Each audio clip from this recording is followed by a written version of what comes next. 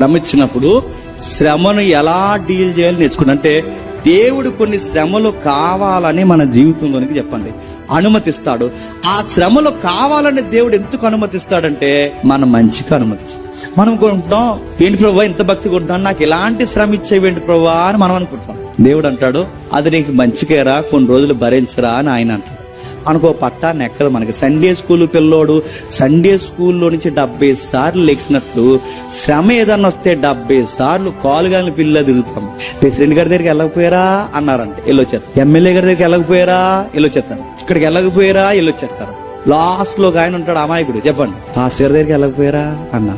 అప్పుడు అన్ని తిరిగేసి వచ్చి పాస్టర్ గారు ఇంక మీ మీదే సమస్త భారం వేస్తున్నాం, మేము మాత్రం ఉపవాసం ఉన్నాం, కక్కమ్మక్కడ ఒక తిరిగి పడుకుంటాం, మా కొరకు మీరు ఉపవాసం చేయను. ఆయన ఎంత అమాయకుడో. శ్రమను దేవుడు ఎందుకు అనుమతిస్తాడంటే ఒక పెద్ద ఆయన మంచి మాట అన్నాడు. ఏదన్నా అగ్ని, శ్రమను అగ్నితో పోల్చాడు.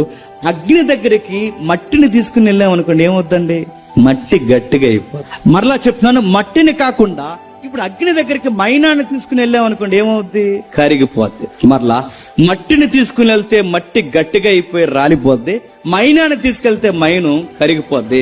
బంగారాన్ని తీసుకెళ్తే అది మరింత మెరుగవుద్ది.